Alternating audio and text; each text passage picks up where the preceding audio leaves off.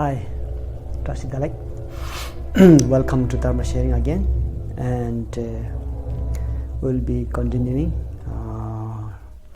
where we stopped last session about discussing about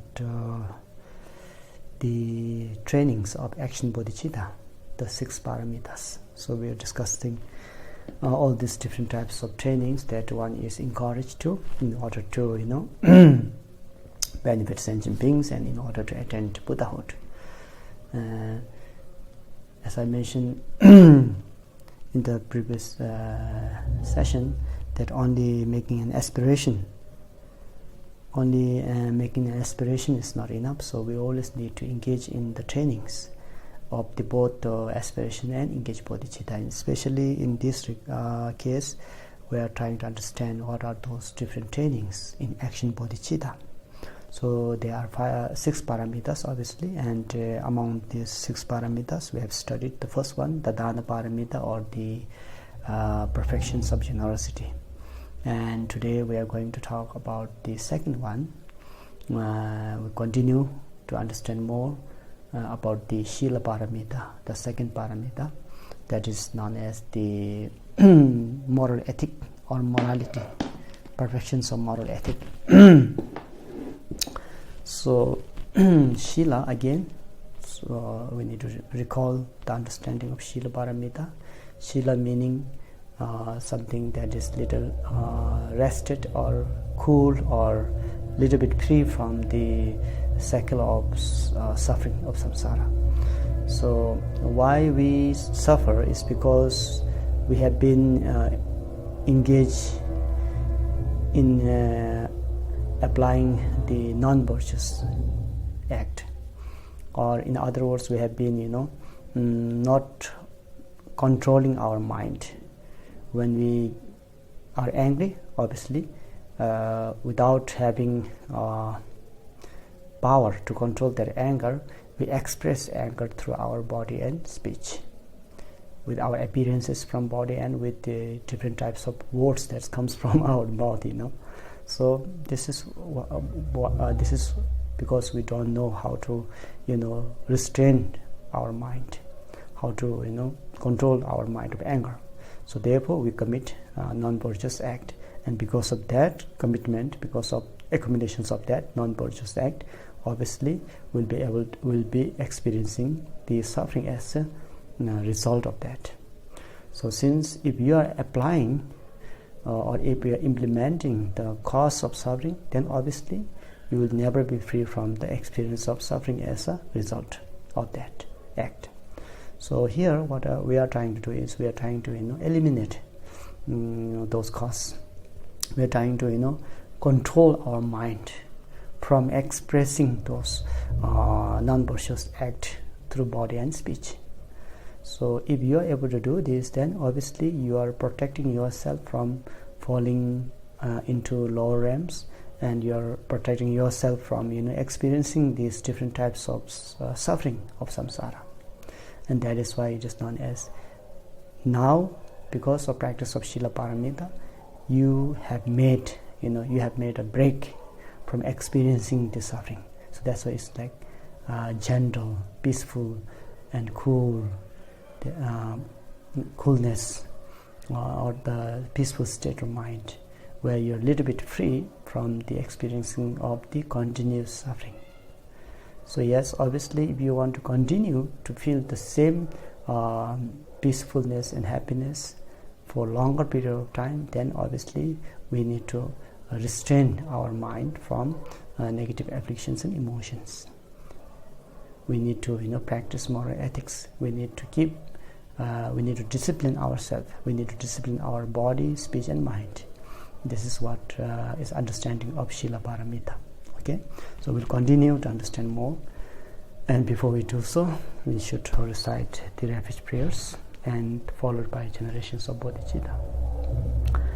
Sangye chodang zogye chonam la jangjo bardo dang gyab zonje dagi chinso gebe sonamge dola benjer sangye doboresho. Sangye chodang zogye chonam la jangjo bardo dang gyab zonje dagi chinso gebe sonamge dola benjer sangye doboresho. Sangye Jodan Zoge Jonam La Jangjo Bardo Dane Gabsonje Dagi Jinsoge Bezonam Ge Rola Benje Sange Dro Barajo Semje Tamje Dewan Devi Gudan Dembrangage Dongan Dongan Ge Gudan Dewan Gujen Dongan Meben Dewan Dambada Medawan Gujen Renja Danginan Danyum Sembola Never Guruji Semjen Tamje Dewan Deven Gudan Dembrangage Dongan Dongan Ge Gudan Tawa Gujen Dongan Meben Dewan Dambada Medawan Gujen Yerin Chadangi Dandaven Danyum Jembola Never Guranje Semjen Tamje Dewan Deven Gudan Dembrangage Dongan Ge Gudan Tawa Gujen Dongan Meben Dewan Dambada Medawan Gujen Yerin Chadangi Dandaven Danyum Jembola Never Guranje Boldin Zaven Lama Rimboche Dagi Churu Pemi Dejula Kadin Chempe Gone Jesonde Kusung Tugi Ngodo Zando So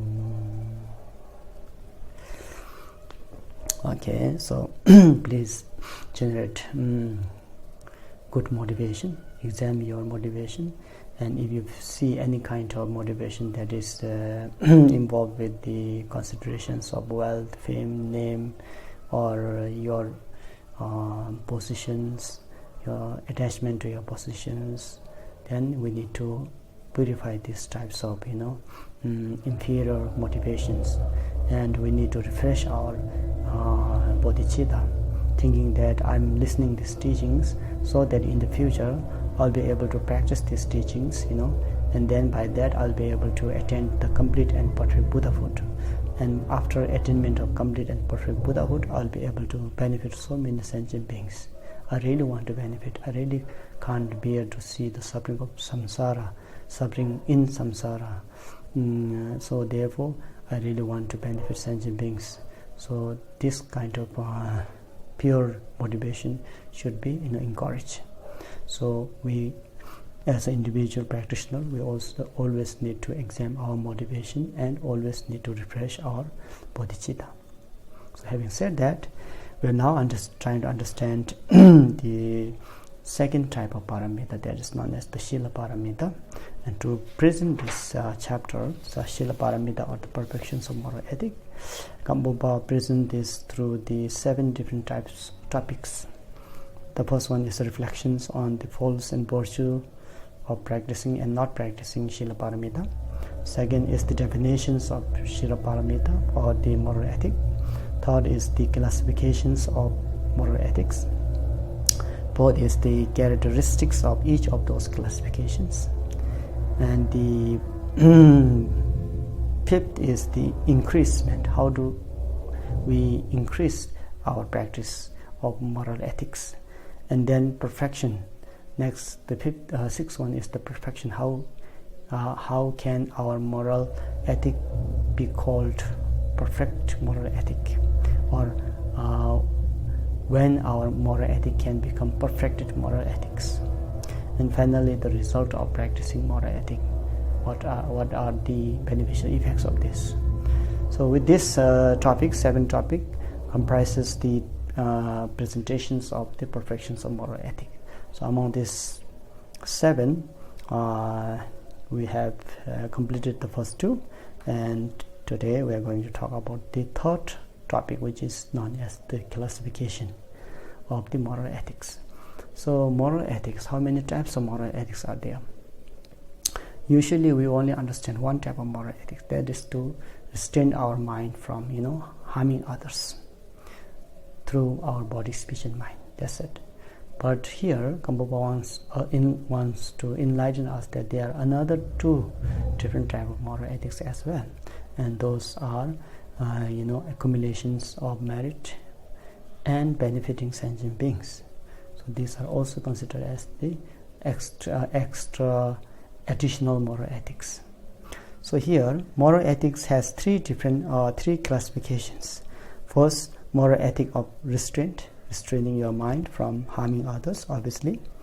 And second is morality of accumulating virtuous dharma, or trying to become trying to mature your mind through dharma, trying to transform your mind from negative to positiveness, mind itself, because mind is the main creator.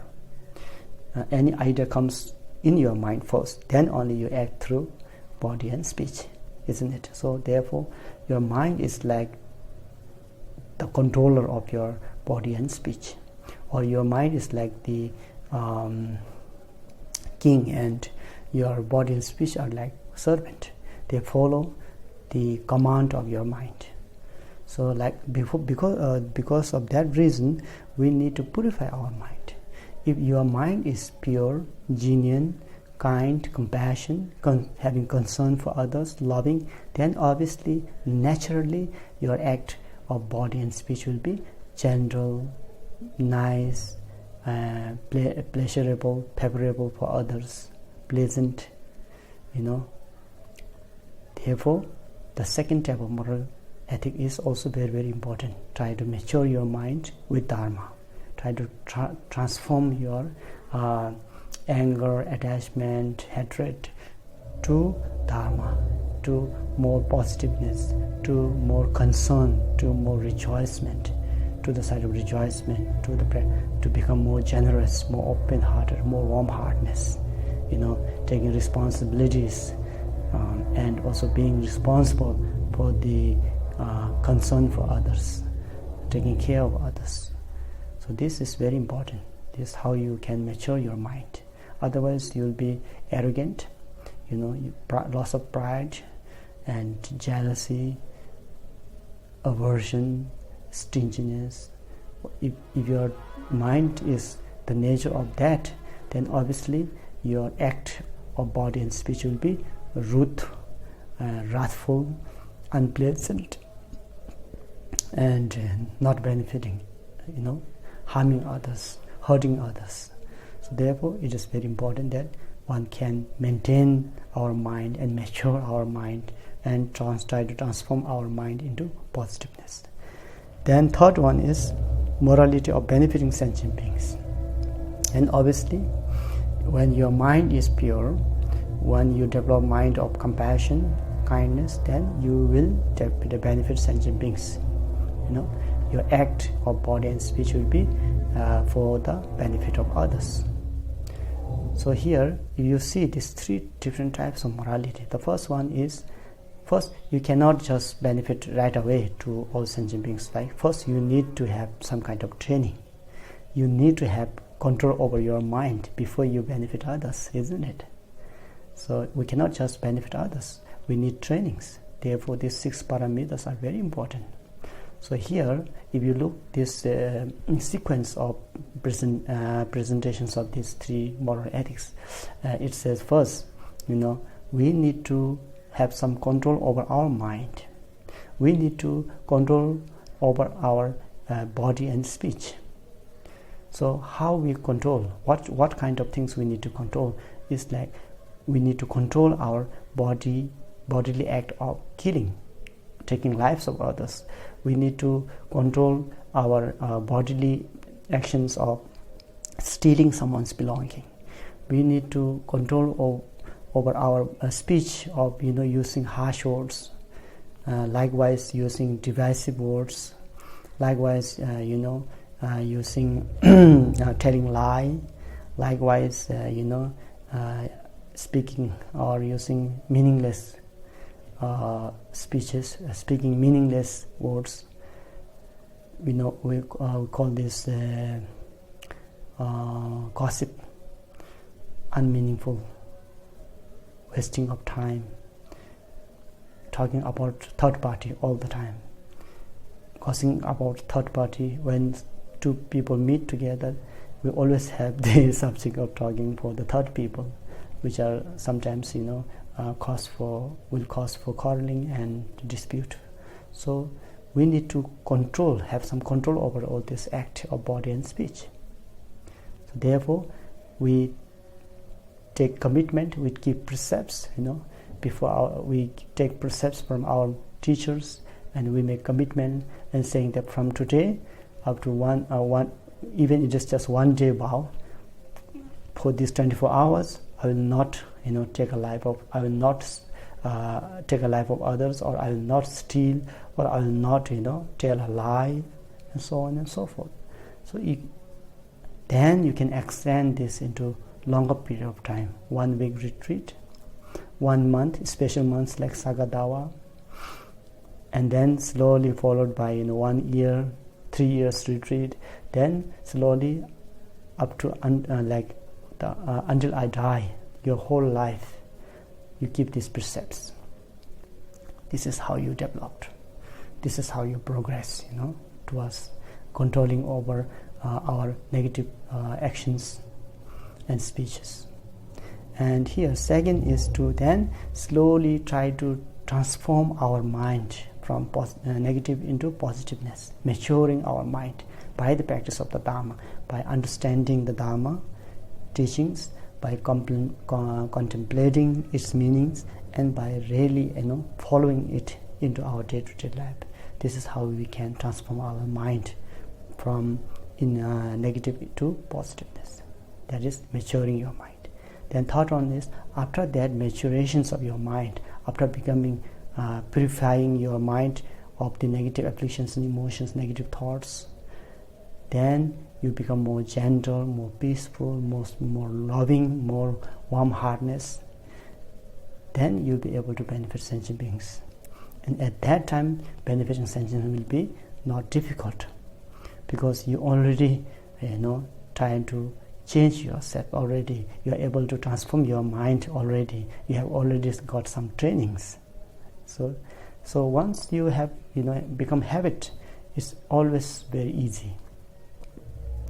It is difficult at the beginning, whatever task it is, including the Dharma practice. It is always difficult at the beginning, but it becomes more and more easier later on when you become more familiar with the path. That is why Shantideva said, there's nothing that is impossible. Everything becomes familiar once you put effort. Once you become, everything becomes easy once it becomes familiar to you. So whatever act is, worldly activities or dharmic activity, it is always, not easy at the beginning, but it will become easier later on. So therefore, these 3 different types of moral ethics are advised, to apply, to keep. So usually we hear, when you talk about morality or moral ethics, we always thinking about restraining your mind from evil thoughts, evil acts, and so forth. But not only that, but for the better, deeper understanding of moral ethics is also practicing Dharma, meditation, trying to overcome your anger, hatred, jealous, and so forth, and slowly minimizing them. And one day, slowly you'll be able to uproot all these negative afflictions and emotions. That's also moral ethics, because there's a discipline involved, trying to control your mind, trying to tame your mind, like Lojong practice. Implementing Lojong practice is also moral ethics, because this is the second type of moral ethic of maturing your mind, or accumulations of virtuous Dharma. And then, obviously, benefiting other sentient beings is also a discipline, a good conduct of helping others, giving hands to others, practicing generosity, and practicing patience. These are also, meaningful act, which are also considered as the moral ethic here. Okay, so these 3 different types of moral ethics are mentioned here by GAMPOPA.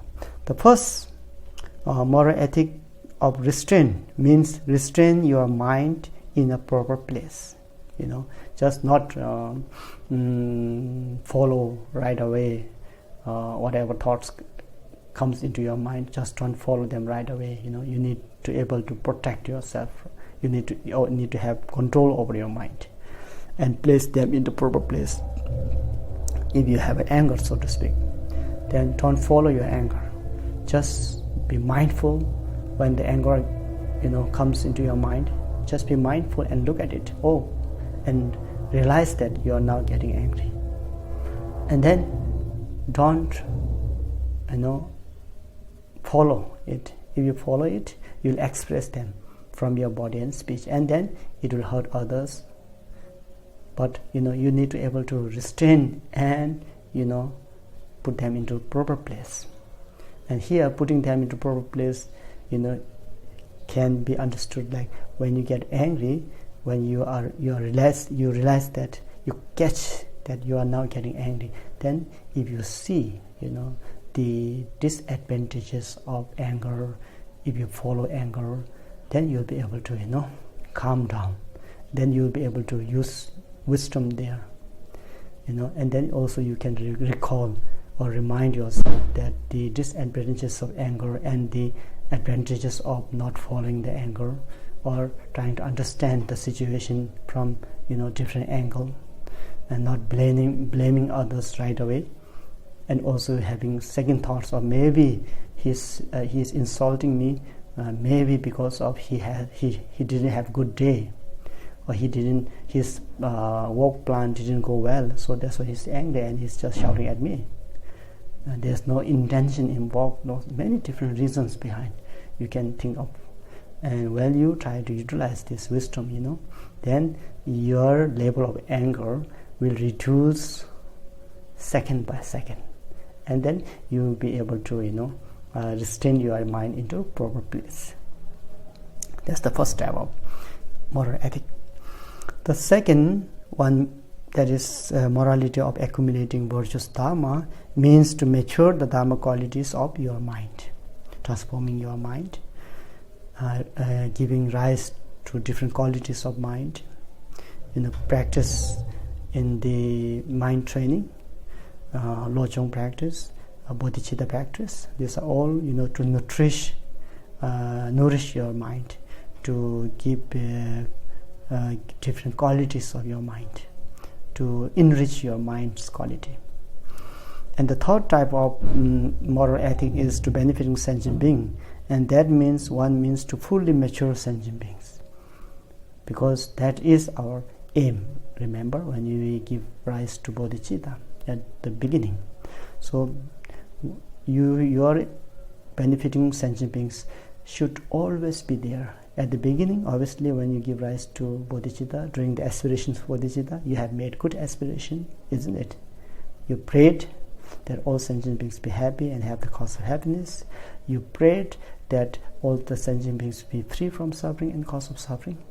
So now, in the middle, when you really practice the trainings of the action bodhicitta, at that time also, whenever possible, you should not hold back.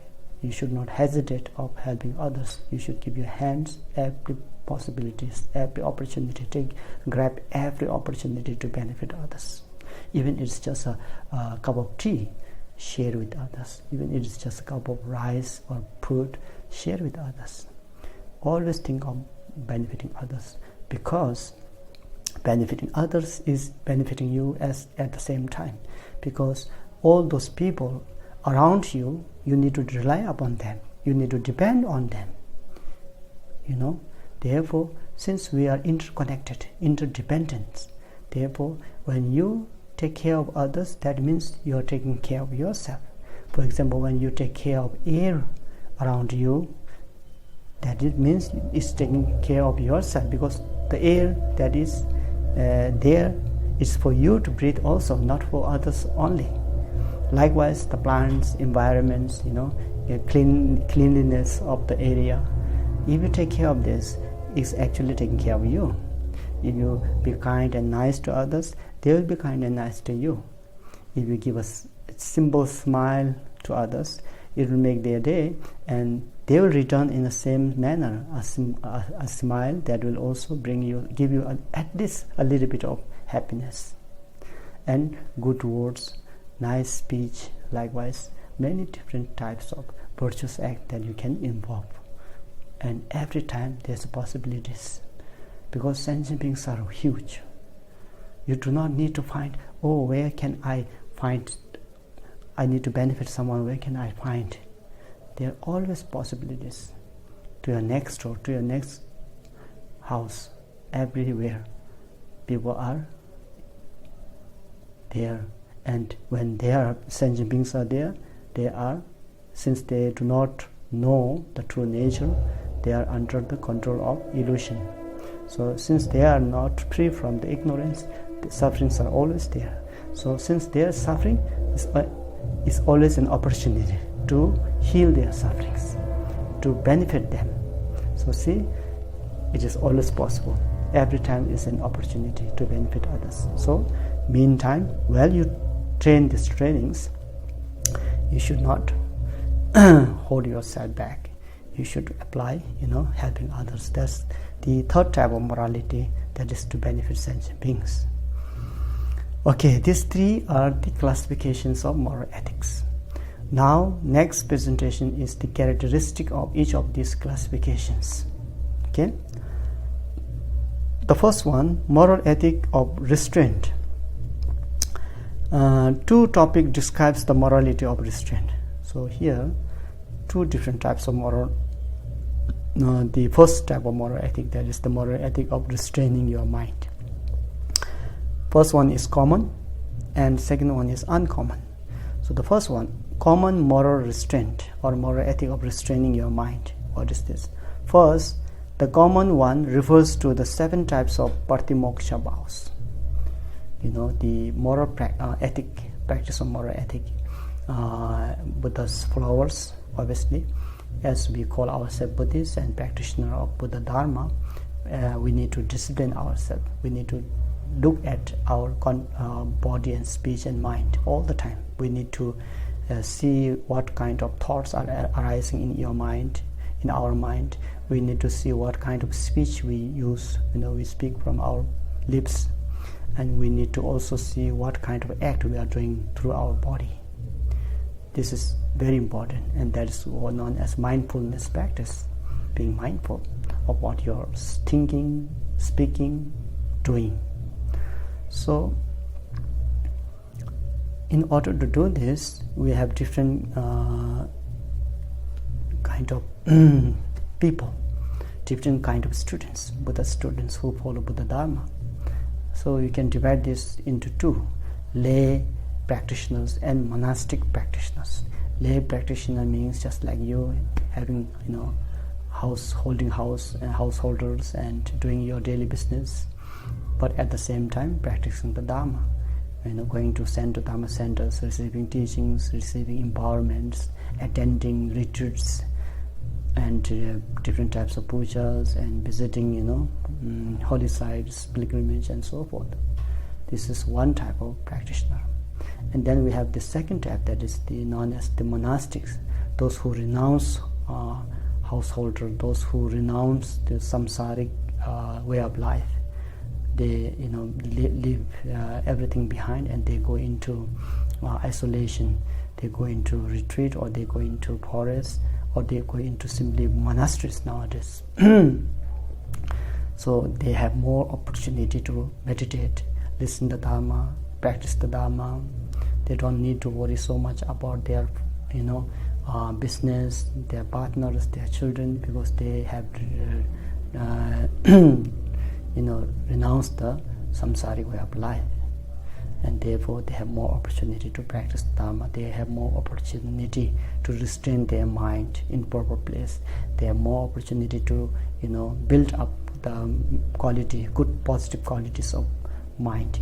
They have more opportunity to create positive energy and then adapt themselves, and at the same time they can share these positive energies to others. That is how they can benefit others, by sharing the Dharma. So these two types of practitioners, monastic and lay practitioners. So here, patimoksha bhav, 7 types of patimoksha bhav. In lay bhav, you can divide this lay bhav into 2, male and female, and in monastic also male and female. And patimoksha bhav, the very popular is Upasaka and Upasika. We have Upasaka, the male lay practitioners, and Upasika, female lay practitioners, and they also take refuge vows. They become the follower of the Buddha, Dharma and Sangha. They have faith and devotion in Buddha, Dharma and Sangha. And not only that, not only stopping there, just having refuge bow, but going furthermore, practicing keeping the 5 precepts, any of the 5 precepts, or some of 5 precepts, or all of the 5 precepts, and they become the practitioners, of the Dharma. So this is known as Upasaka and Upasika, 2 of them. Then we go to the next, that is like who renounce samsara, the monastics. Here again, 2 section. First preparation section, and next one is the real section. The preparation section is known as novice spouse, and here again male and female. So preparation stage, male and female are known as, in Sanskrit it's known as Shamanira and Shamanirika. Shamanira and Shamanirika, both male and female novice, keeping novice vows. Their precepts are a little bit in the count.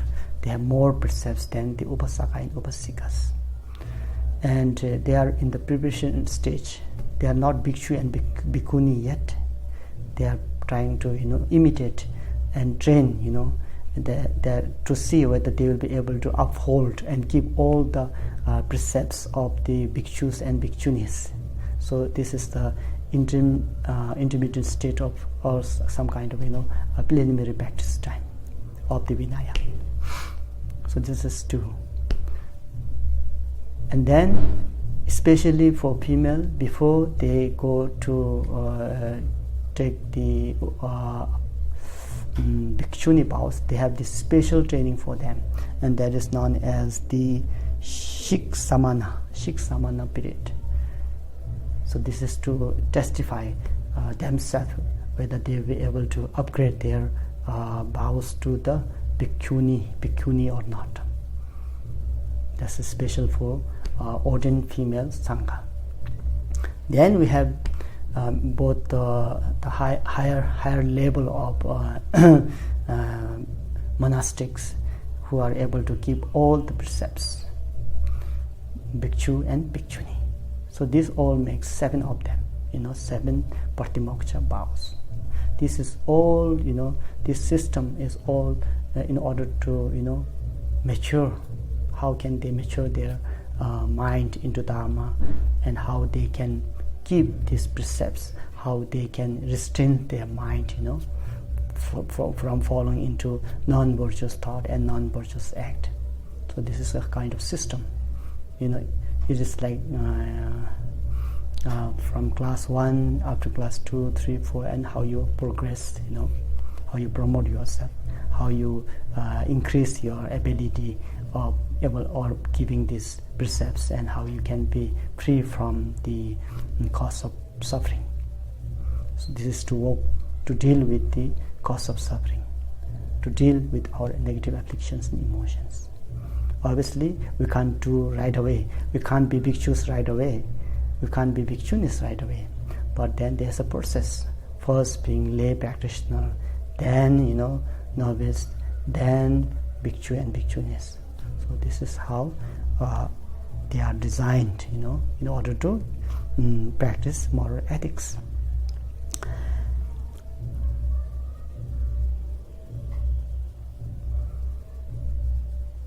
So they all restrain these 7 patimoksha vows. The keeper of 7 patimoksha vows, the practitioners of 7 patimoksha vows, they all restrain one from harming others. They restrain from killing, taking lives of others, stealing, sexual misconduct, telling lie, speaking divisive speech, using harsh words, wasting time by talking meaningless, gossiping, backbiting, and restraining our mind from harming, ill will, harming others, destroying kind of thought that is trying to destroy others. Then jealousy, obviously, and then wrong view of not believing in karma and its actions, not believing Buddha, Dharma, Sangha as someone who has attained Buddha who had attained this complete and perfect Buddhahood, there's a process how we can heal ourselves from the suffering of samsara by practicing the Dharma. Dharma has an antidote to heal our suffering of samsara. Not believing in this, having wrong view, believing that sacrificing someone's life will bring virtues, this kind of wrong belief. So we try to restrain from this, and we try to improve ourselves. We try to transform our mind towards positiveness. And once you are able to transform your mind to positiveness, then you should not worry of your bodily action and verbal speeches. They will naturally become positives, because you remember again, mind controls everything. So here, this is how we progress and develop ourselves. And here it says, Pratimoksha vows provide restraints only for one's own benefit. So the difference between Pratimoksha vow and Bodhisattva vow is that Pratimoksha vows are obviously very good. They restrain from harming others, but their aim is to benefit themselves. They only think that they need to be free from suffering of samsara. They don't consider others so much now at this point. They are so renounced. They are, they really don't want to fall in samsara, because they see the nature of samsara as a suffering, So they really want to free themselves from this cycle of samsara, the suffering of samsara. And therefore they really pay attention, and they really put lots of effort by giving these precepts, by practicing moral ethics, and they really want to benefit themselves. They don't want to come back to samsara again. They don't want to fall to the lower realms again. So therefore, their aim is to protecting themselves only. They don't worry about other beings so much, or they don't have concern for others so much. But in Bodhisattva's case, the Bodhisattvas restrain themselves for others' benefit, not only themselves, but for others' benefit, because they think that I need to liberate from this suffering of samsara. I need to attain complete and perfect Buddhahood, so that I can benefit so many other beings. At this level, at this stage, I don't have the capacity. I don't have all these powers and abilities. I only have aspiration. And aspiration is not enough. Aspirations cannot bring you nowhere without implementations of, engaged bodhicitta. So your aim is to attain in complete Buddhahood. And how we can attain complete Buddhahood is through these 6 paramita practices. So while you practice this, you always have this wish.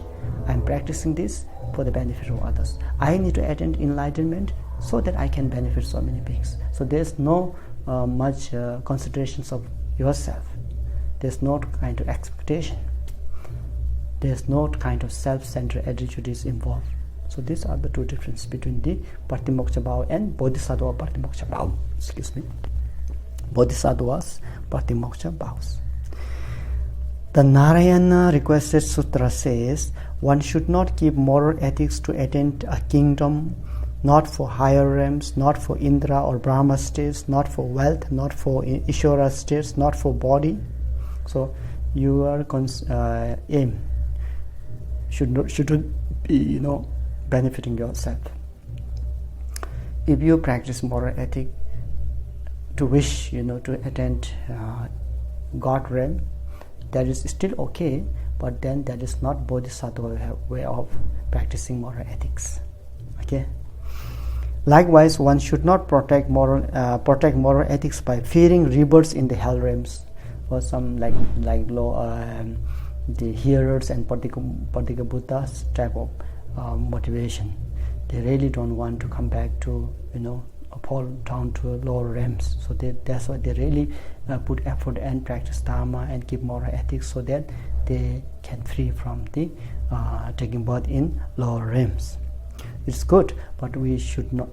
We as a Bodhisattva should have more, brighter and more kind of broad thinking. We need to have a bigger motivation, not only having kind of fear in falling down, but having the karuna, having this compassion of wanting to see all sentient beings free from lower realms. Not only me, but all sentient beings. May all sentient beings be free from lower realms. So this kind of attitude, mental attitude, is needed. Likewise, the birth of animals, nor one should protect moral ethics of peering rebirths in the worlds of yamas, the hungry ghosts. On the other hand, one should keep moral ethics to establish sentient beings to Buddhahood, in Buddhahood. So that's what our aim is. One should protect moral ethics to benefit and bring happiness to all sentient beings. So either it is practicing generosity or practicing moral ethics. We should not forget sentient beings, because benefiting sentient being is our aim, main aim. So if you are just practicing one precept, not taking life of others, practicing moral ethic, at that time also you should think that I'm practicing this so that I can save so many lives of sentient beings, just by giving this promise, just by giving this commitment of not taking lives of others. That already is a practice of life release, or becoming vegetarian, so to speak.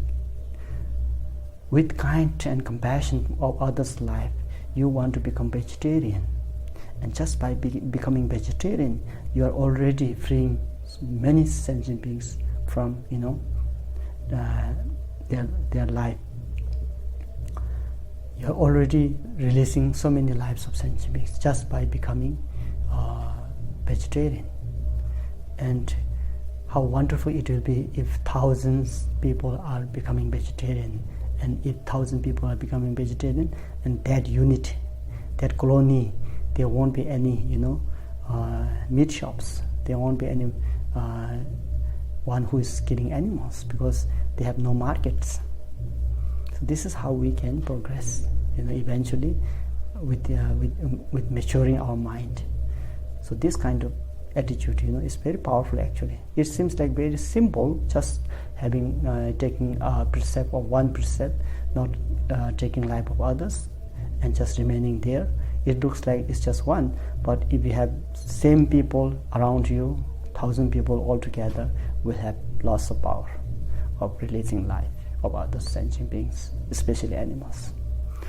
So this is kind of practice of moral ethic, and you should not forget sentient beings all the time whenever you practice. So even if you are just lighting a one butter lamp, please do not forget that you are lighting this lamp for the benefit of others. Whenever you visit temples or monasteries or dharma centers, always remember all sentient beings. Obviously you may have particular wishes to fulfill. At the same time, first think of sentient beings. May all sentient beings be free from suffering and cause of suffering, and dedicate your merits for the well-being of others, benefiting sentient beings.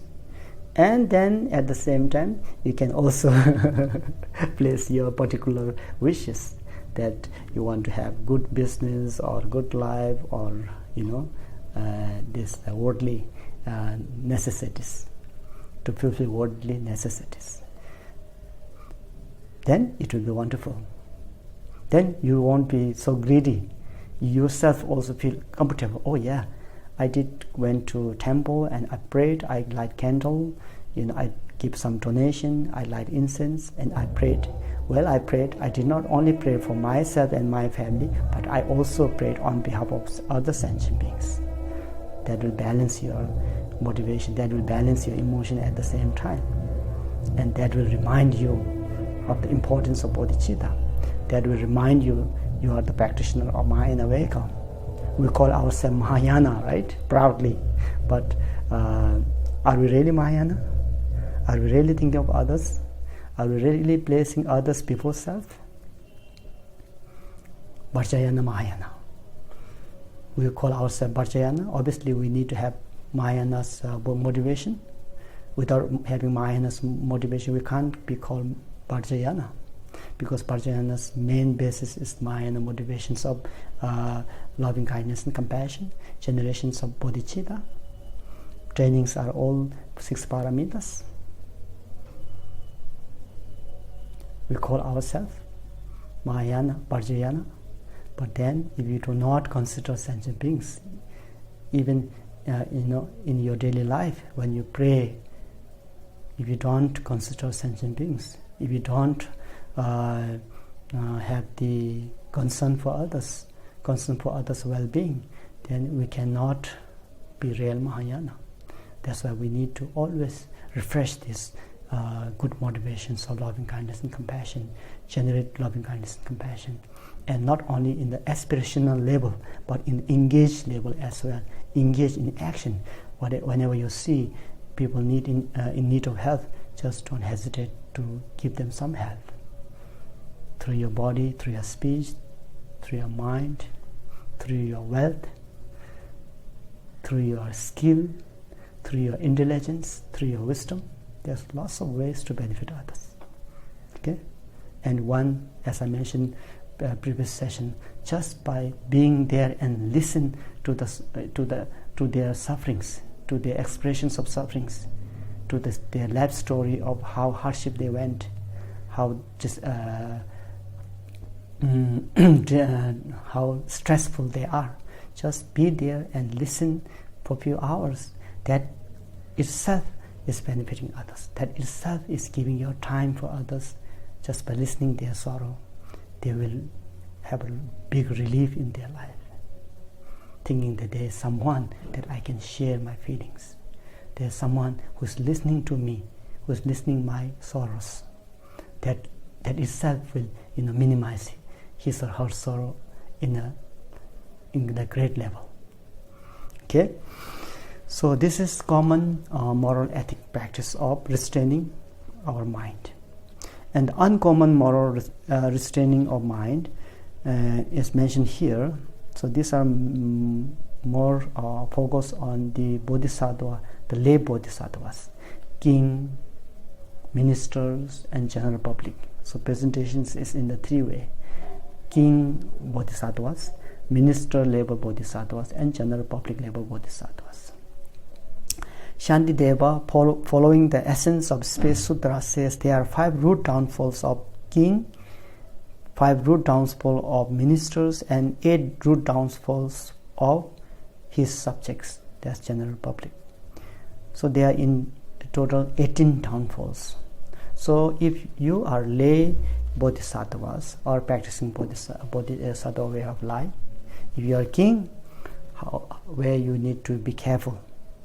If you are ministers, where you need to be careful. There's a risk of involving in breaking your vows. And if you are general public, where you need to be careful to uphold this bodhicitta patimoksha. So here GAMPOPA is sharing this. If GAMPOPA says, oh, this is where you need to be careful, then obviously you'll be careful, and then you'll not commit non-virtuous act. And if you do not commit non-virtuous act, you are safe. You are restraining from negative action. So therefore, his presentation here is through talking about the downfalls. From where we need to be careful. If you engage in this, there's a shortcomings, there's downfall that will lead you to breaking of your some bodhisattva patimoksha vows, or it will place you in the lower realms and so forth. So that is why he's telling us where we need to be careful. What are the downfalls for king? What are the downfalls for ministers? And what are the downfalls for general public? So we try to understand these different downfalls. Total 18 of them. 5 downfalls of a king, 5 root downfalls of ministers, and 8 root downfalls for general public. The 5 root downfalls for king are more likely to fall for king. That's why it's known as 5 root downfalls for king. Stealing the wealth of 3 gems, triple gems, This is one. So since king has the power, so they may have, there's a risk that king may, steal the wealth of three jewels or destroy monasteries, or when they are not controlling their mind, this may happen. So this is one of the main root downfall for king. Providing the precious dharma, or not practicing, or not letting others to practice their belief. That's possibilities for king.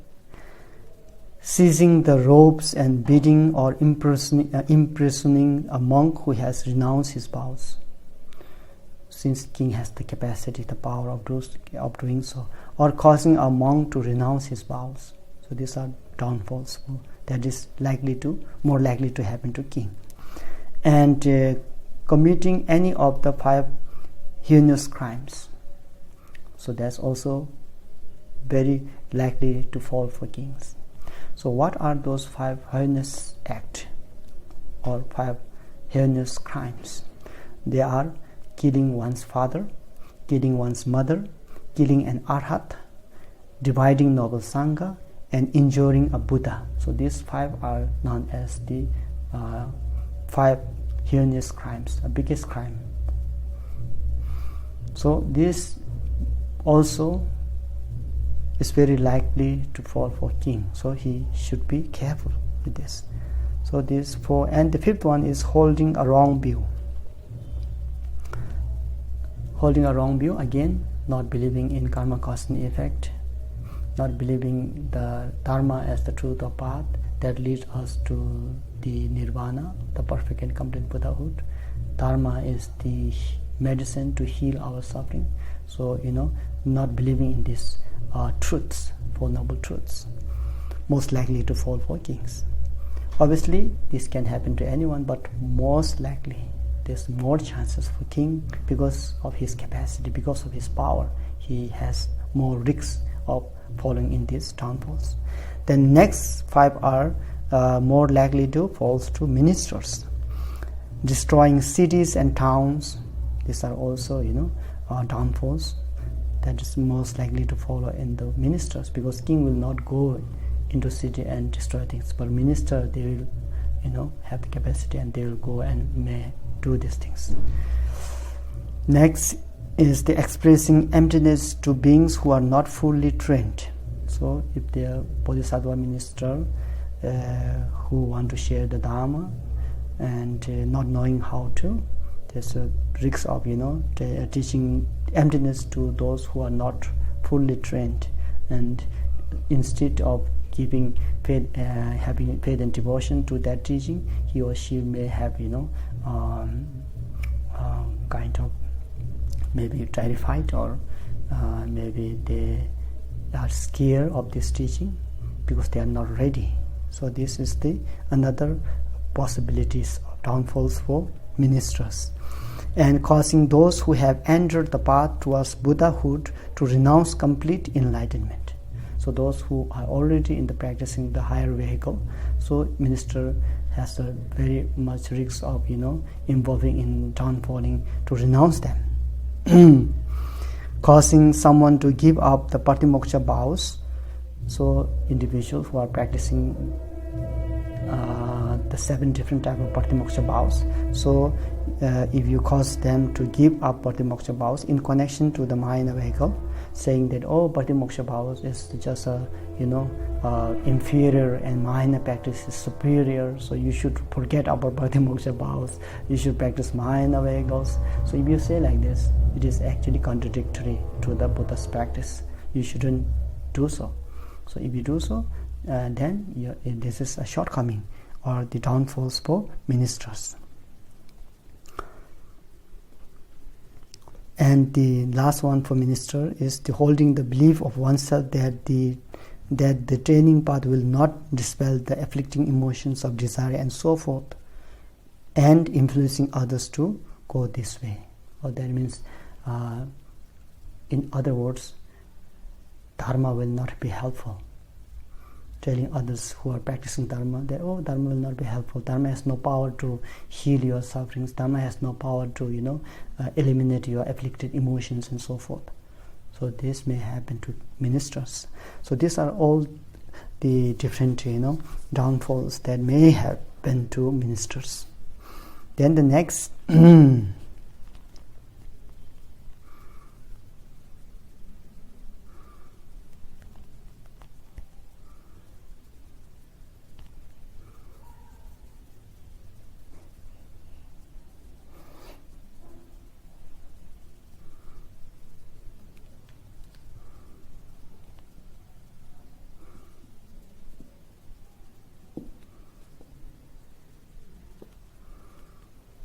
so the first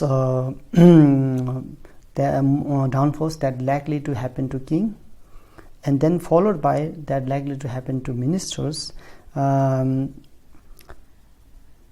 same first four for ministers, and then to additional to that, that is the sixth one, that's destroying cities and towns. So I made a little mistake there. So similar, whatever risks are there for kings are also there for ministers. So therefore 4 are the same, except the extra for minister is destroying cities and towns. And from there now onwards, experiencing emptiness, believing, being who are not being trained, from there up to the remaining all the downfalls that are likely to fall to his subject or the people. Okay. Expressing one's good quality in order to get wealth, honor and praise, and to abuse others. So this is also a downfall. Patimoksha, Bodhisattva Patimoksha Bhava, and this is most likely to fall to general public or the lay bodhisattvas. Likewise, wrongly expressing that I have patience of the profound teachings, or falsely claiming that I have realized emptiness. So general public bodhisattvas practicing moral ethics may have these shortcomings, most probably by proclaiming that they have realized emptiness, in order to gain wealth and name, fame, respect. So it is one way of telling a lie, think that they have not attained. So they are proclaiming because of considerations of wealth and name and fame. So this should be also eliminate. We should be very careful of this too. And causing a practitioner to be punished, falsely taking an offering intended for the 3 jewels. So those who make offering meant for 3 jewels, then if you utilize these offerings, then it is also a kind of stealing things, which is another downfall that is most likely to happen to the general bodhisattvas, practitioners of bodhisattva way of life, accepting bribery and so forth. Finally, the last one is disrupting someone to calm abiding meditation. Those who are in the practice of meditation, those who remain silent and following their meditation practice. So if you destroy or if you distract them, that is also a downfall. Or taking the provisions of the retreat practitioners and giving them someone who says prayers.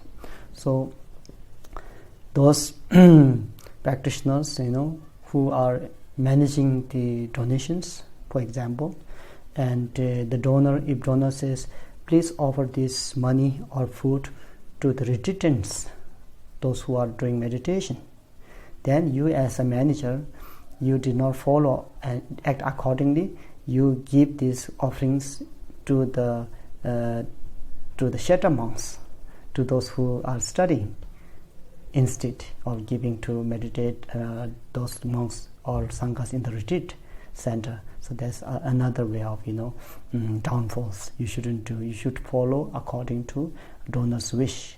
If donor says, offer this to retreat center, you have to act accordingly. If donor says offer this to Sheta monks or those who are studying sutras, then you should provide them accordingly.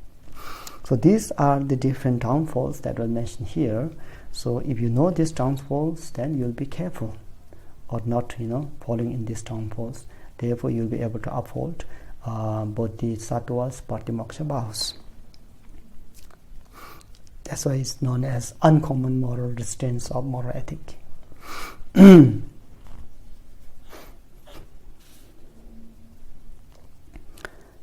Why it's called uncommon? Because we usually hear moral ethics practitioners like monks and nuns and Upasaka and Upasika, right? So this is common, general, we all know. And uncommon means we don't hear so much about this, or you can say this is only particularly for those downfalls particularly may happen to kings, those downfalls particularly may happen to ministers, and those downfalls particularly may happen to the general public. So that's why they are labeled as uncommon moral restraints. In Dharmakriti tradition, following the Bodhisattva Bhumi, there are 4 root downfalls and 46 subsidiary downfalls. 20 precepts which are an aberrations of the Bodhisattva Bhumi says, praising oneself and abusing others through attachment to wealth and honor. That is one of the main downfall. We should not do this. If you are bodhisattvas or practicing bodhisattva way of life by taking bodhisattva vow, then you should not praise yourself. You should praise others. Here it says praising oneself and abusing others through attachment to wealth and honor is a root downfall. Next is not giving dharma and wealth through stinginess to those who are suffering and without protection. So that is another second type of main downfall. So if you are able to do so, you should not hesitate from giving protections and giving dharma, giving wealth for others, those who are in need of help. And third type of downfall is angrily punishing others without accepting their apology.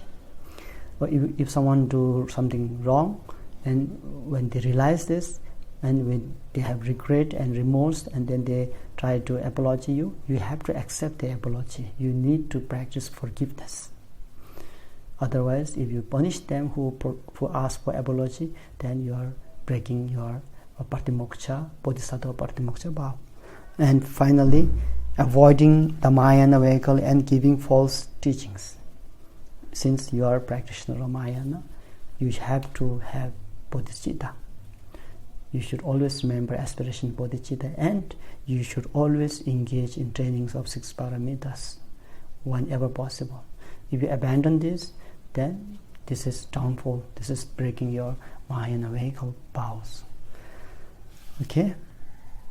So this explains the first type of moral ethic, that is known as moral ethic of restraint, to do with your body, speech and mind. And next is the moral ethic of accumulating virtues or maturing your mind to Dhamma. So we'll study this in our next session. Okay? So we dedicate our merits for the benefit of all sentient beings. Sonam deye tamje zekbaye tomne ngebe tanam pamje ne gegana chi balok tubai sibe chole dowa do